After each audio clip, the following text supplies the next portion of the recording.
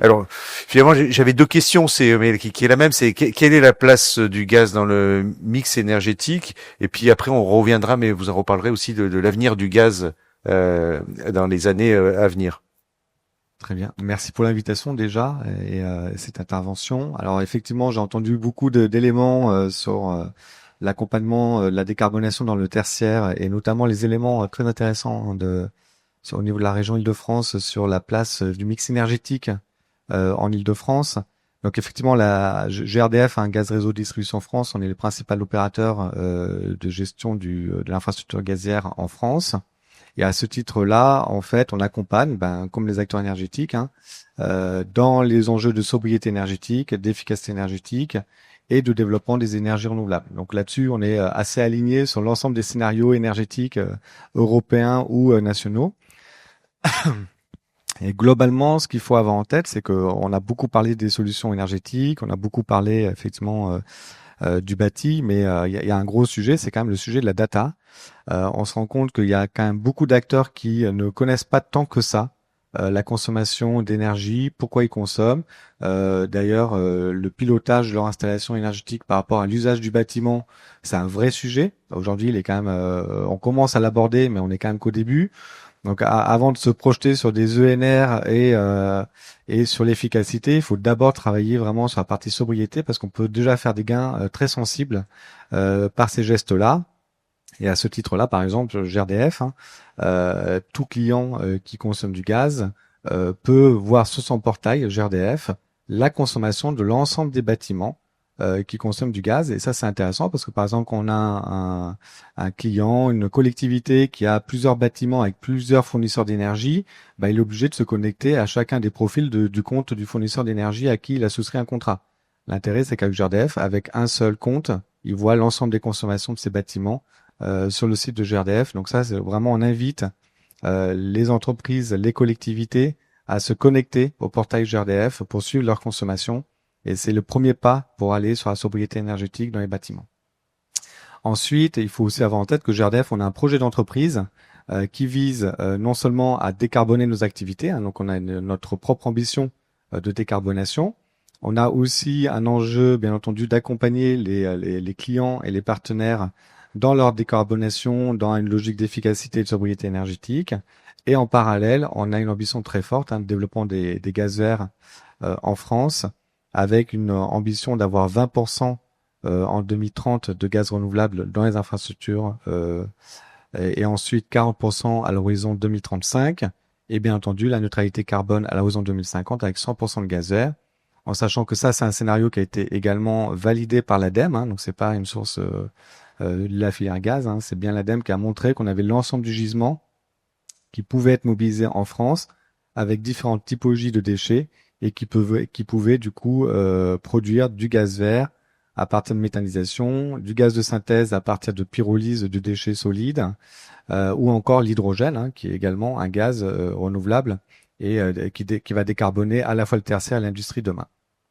Donc voilà, donc ça c'est vraiment la partie standard de l'accompagnement de GRDF, mais qui était important pour moi de rappeler sur voilà l'accompagnement des gestes autour des collectivités et des partenaires du tertiaire.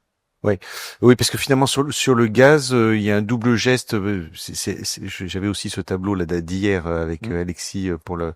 Il y a un double geste et on va diminuer quand même la fourniture de gaz Oui. en France. Je sais pas, c'est l'ordre de 40 ou 50%. Oui, à l'horizon 2030-2040. Bon, Oui. je regarde pas l'épaisseur du trait. Oui. Le deuxième geste, c'est qu'on va remplacer le gaz d'origine fossile par du gaz vert. Hein. Exactement. On s'inscrit complètement dans les trajectoires Ouais. énergétiques qui sont voulues par l'Europe et par la France. On évoquait tout à l'heure la baisse annuelle de la consommation d'énergie par usage. On est complètement là-dedans. Donc nous, on s'inscrit effectivement sur l'optimisation de la consommation de gaz et on se projette en plus du sujet du gaz renouvelable dans une logique de mix énergétique. Ouais. Tout à l'heure, on évoquait la problématique, en tout cas les sujets de l'impact sur l'infrastructure Alors, il y a un petit. de l'électrification. Ouais, C'est bon. c'est bon. De l'électrification des activités. Et effectivement, ce qui se passe, c'est qu'on va avoir en fait des pointes énergétiques électriques de plus en plus fortes Ouais.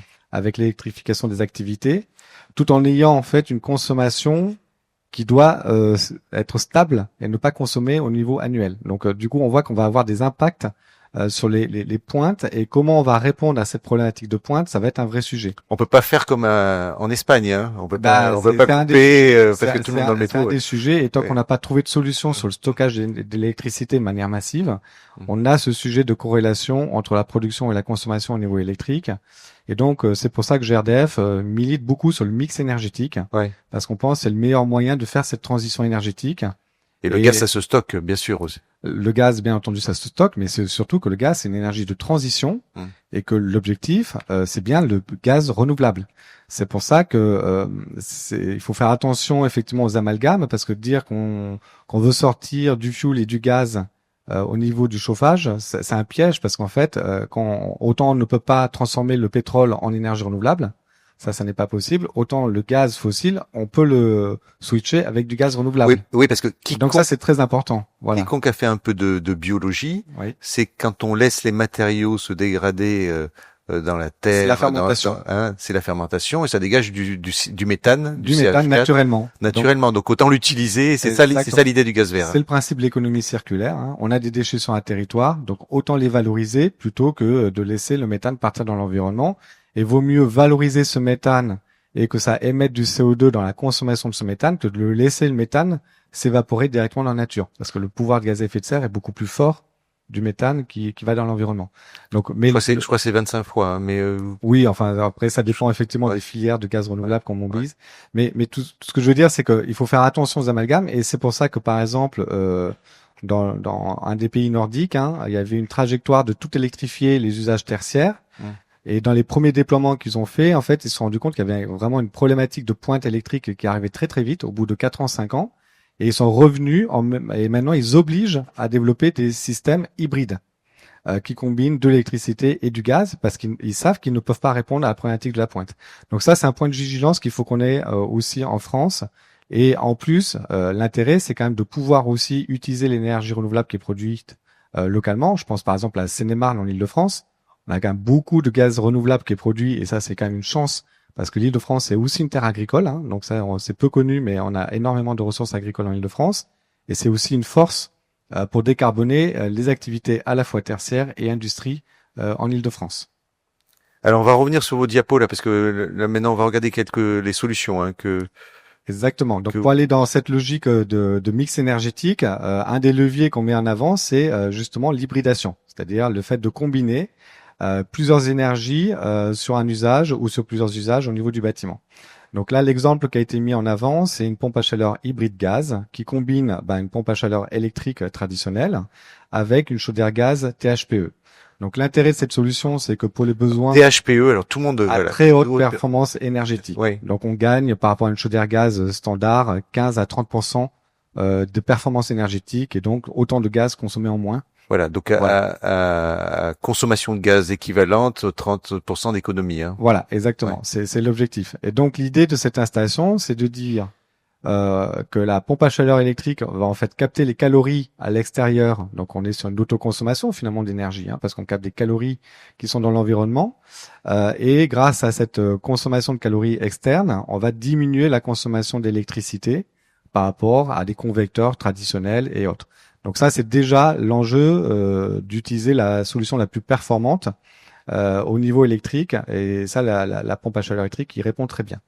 Par contre, une des difficultés de la pompe à chaleur électrique, c'est en période hivernale, c'est le rendement énergétique, c'est-à-dire la capacité par rapport à l'électricité consommée à produire du chaud. Et donc là, en fait, ce rendement se dégrade très très vite dans des températures froides et oui. Oui, compliqué de prendre des calories quand il fait 0 degré dehors. Exactement. Donc, il y a moins de calories. Donc, forcément, comme il y a moins de calories, le rendement se dégrade. Et donc, ça, c'est une des difficultés de la pompe à chaleur électrique, parce que du coup, ça veut dire que dans cette période de froid, on vient rajouter de la pointe électrique parce qu'on a une installation électrique qui est moins performante. Et donc, ça veut dire qu'au niveau national, on vient rajouter de la tension sur le parc de production électrique nucléaire, mais qui est dépassé. Et donc, c'est-à-dire que ce sont les centrales thermiques qui prennent le relais. Et donc là, on vient à nouveau dégrader à la fois le bilan carbone national, mais aussi la balance commerciale énergétique nationale, parce que ça veut dire qu'on est obligé d'importer davantage d'énergie fossile. Donc, on n'a pas du tout intérêt à avoir ce système énergétique qui se développe. Et c'est pour ça qu'on dit qu'à l'échelle du bâtiment, il faut qu'il y ait cette souplesse et ce mix énergétique qui se développe. Et là, du coup, il y a le relais qui est fait par la chaudière gaz à très haute performance énergétique. Et du coup, globalement, grâce à cette solution, si on doit comparer entre une chaudière gaz et une installation hybride gaz, on diminue de 70% la consommation de gaz et donc les rejets de gaz à effet de serre sur l'installation de chauffage. Donc c'est quand même déjà très performant.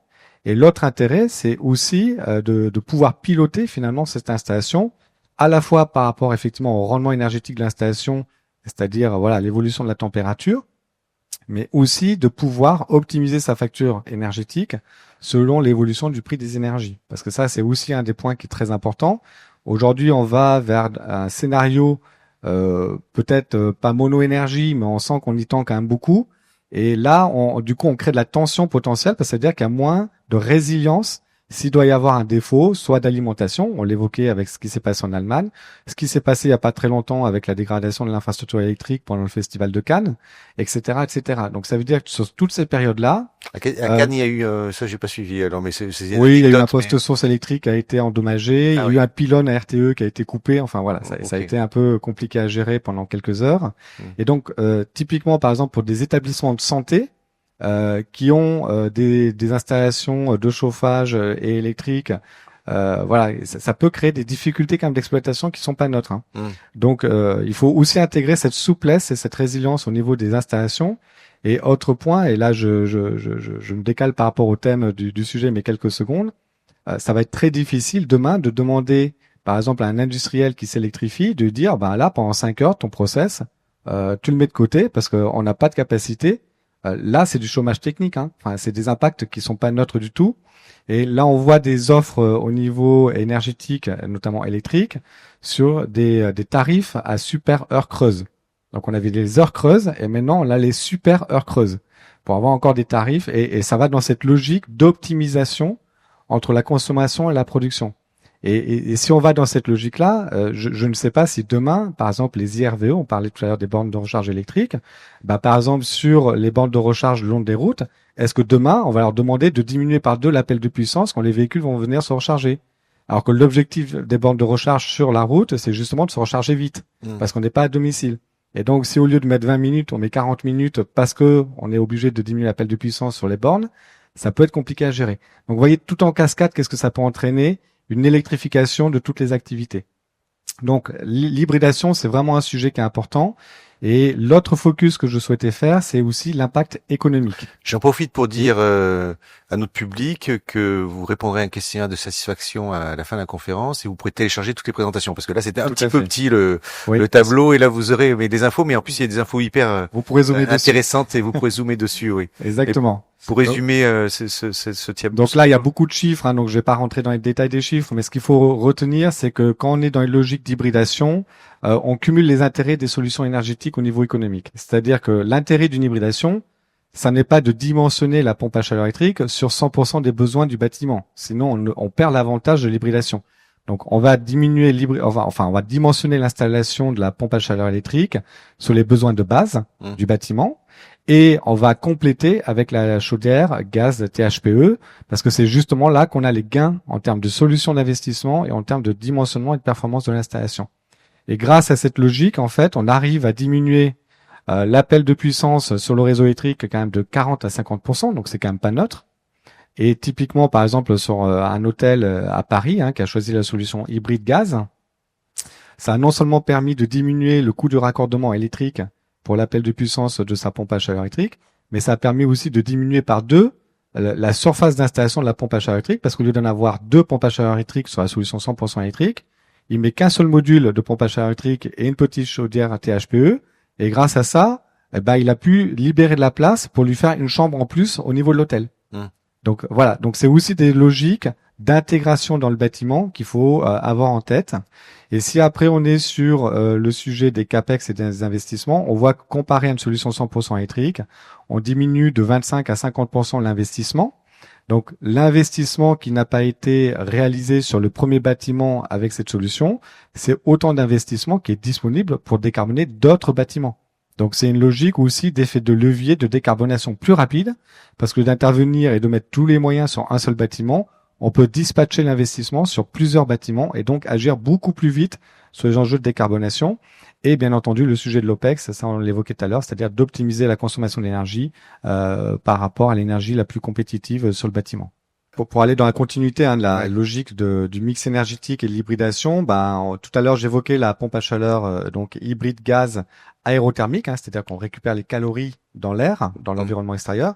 On peut aussi avoir cette logique d'hybridation dans une logique d'hybridation gaz avec la géothermie. Il y a également des pompes à chaleur électriques connectées à des boucles locales donc de géothermie de surface. Là, on parle bien de géothermie de surface, donc on va pas dans le Dogger Île-de-France chercher à plusieurs centaines de mètres de profondeur la vapeur, parce que là c'est beaucoup trop cher et coûteux, ça n'a pas d'intérêt à l'échelle du bâtiment. Par contre, quand on est sur la géothermie de surface, là il y a du sens et c'est encore plus performant en termes énergétiques et de rendement. Parce que forcément, on a une stabilité au niveau de la température. Le sol, il varie beaucoup moins que l'air ambiant par rapport au cycle saisonnier et tout ça. Et donc, ça veut dire qu'on a encore un meilleur rendement par rapport à une solution aérothermique. Donc, on optimise à la fois la production d'énergie et la mobilisation de l'ENR, l'énergie renouvelable locale, au travers de la géothermie. Donc ça, c'est également des choses qu'on est en train de développer. Et il y a par exemple une école en Île-de-France, dans les Yvelines, à Achères, donc qui est dans le périmètre du syndicat des Yvelines, le C78, qu'accompagne Denis, qui réfléchit et qui a déjà développé cette solution.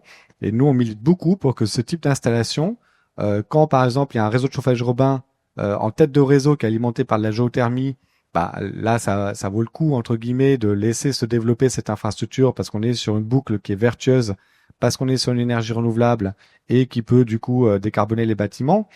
Par contre, là où il y a, par exemple, un réseau de chauffage urbain avec la biomasse qui peut poser des problématiques de qualité de l'air, certes, on résout le problème du CO2, mais de l'autre côté, on peut créer un problème qualité de l'air, et ça a été illustré dans le cadre d'une étude qui a été rendue il y a un mois par Airparif sur le sujet des chaudières biomasse. Faisons attention. Et là, typiquement, la pompe à chaleur hybride gaz aérothermique ou géothermique a tout son sens pour décarboner ces bâtiments. Et point de vigilance aussi, toujours dans une logique, on va dire, de sobriété énergétique, mais aussi de low cost, parce qu'il faut aussi avoir une démarche environnementale low cost. Il faut pas tout changer, toutes les installations qui sont récentes. Il faut aussi être dans une logique d'optimisation des installations qui existent et de venir y coupler peut-être des installations nouvelles pour décarboner ces installations qui sont récentes. Donc une installation de gaz qui a 5 ans, on va pas demander aux collectivités d'enlever leur chaudière gaz parce qu'il y a une logique qui va dans ce sens. Voilà. Donc il faut aussi être intelligent dans la démarche et peut-être justement sur ces chaudières gaz venir y ajouter une PAC électrique pour faire une solution hybride. Et comme ça, on continue à la fois à amortir au niveau économique la chaudière, mais aussi à rendre le bâtiment plus performant au niveau de l'énergie et de sa facture d'énergie.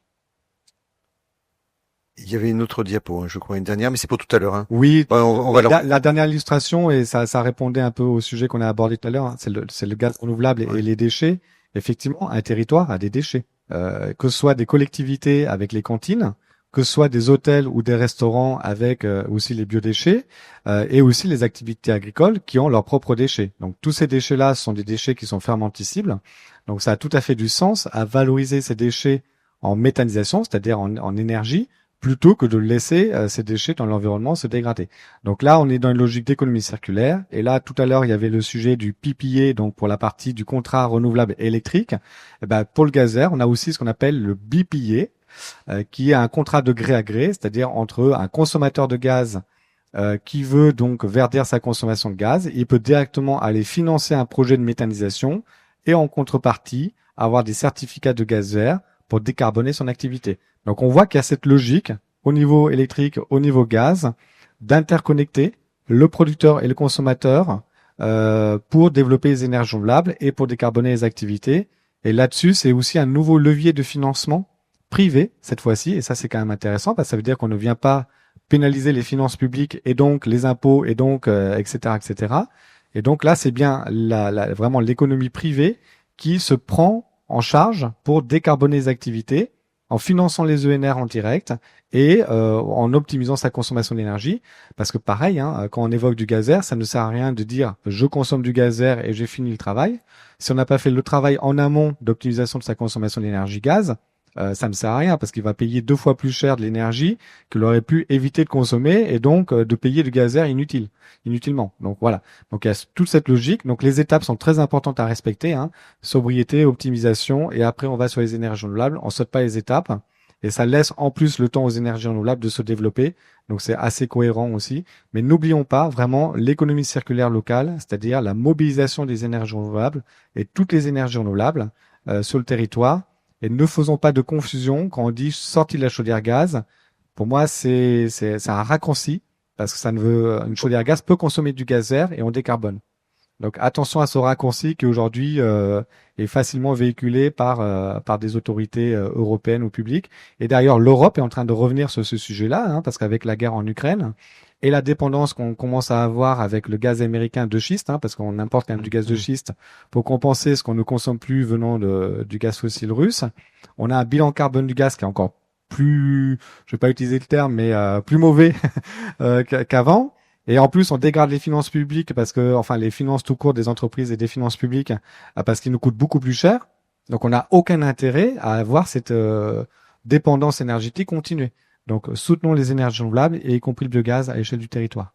Comment vous, GRDF, là, vous accompagnez aussi les clients, vos clients, pour amener et avoir la bonne réflexion pour transiger? Oui, tout à fait. Donc effectivement, GRDF accompagne, hein, dans le cadre de ses missions de service public, hein, parce que je rappelle, GRDF, on est une activité qui est régulée. On n'est pas dans une activité qui est dérégulée et en concurrentielle, hein, donc on est aussi limité sur le périmètre d'intervention. Donc typiquement, GRDF, par exemple, ne peut pas investir aux côtés des clients sur l'investissement dans l'installation énergétique, hein. Donc ça, c'est un point qui est important, qui est différent, par exemple, de l'accompagnement qu'un fournisseur d'énergie peut faire vis-à-vis d'un client voilà, qui consomme du gaz ou l'électricité. Donc néanmoins, l'accompagnement, il existe, hein, côté GRDF. Donc on a ce que j'ai évoqué tout à l'heure, la partie data. Donc ça, c'est le point qui est quand même crucial, hein, c'est l'accès à la donnée de consommation du bâtiment. Donc là, on a développé les compteurs communicants, on a mis en place un SI qui est beaucoup plus réactif et on commence à avoir des périodes d'accès à la data qui est beaucoup plus récurrente, beaucoup plus rapide. Donc ça, l'idée, c'est de se rapprocher un peu du pas de temps électrique, même si ça n'a pas beaucoup de sens d'être sur le même pas de temps, mais en tout cas, voilà, on s'y rapproche. Aujourd'hui, on est sur la journée, alors qu'avant, on était sur la semaine, voire le mois, en termes de vision de conso gaz. Ensuite, il y a l'accompagnement aussi interne côté GRDF, hein, donc on a une équipe dédiée qui s'appelle les ingénieurs efficacité énergétique. Donc là, on peut faire des visites d'installation pour voir où est-ce qu'on peut optimiser justement l'installation. Est-ce qu'il n'y a pas de la récupération de chaleur fatale? Est-ce qu'il n'y a pas des renouvellements de matériel? Est-ce qu'il n'y a pas des fuites de calories sur l'installation? Et donc là, voilà, il y a toute cette partie-là, analyse de la centrale de production et de la diffusion du thermique dans le bâtiment qui peut être regardé. Et on peut également accompagner, que ce soit dans le tertiaire privé ou le tertiaire public, au cofinancement d'études pour comparer les solutions énergétiques. Comme voilà, ça peut être démontré entre des solutions 100% électriques, hybrides et différentes formes d'hybridation. Hein, je le rappelle, hein, on peut tout à fait combiner avec la géothermie, avec l'aérothermique, etc., même avec la récupération de chaleur fatale. Ça, c'est des choses aussi qui ont du sens. Donc voilà, tous ces sujets-là, on peut les regarder et on peut cofinancer des études. Ça reste le client final, hein, donc le propriétaire du bâtiment qui lance l'étude, mais on peut l'accompagner dans le cofinancement de l'étude.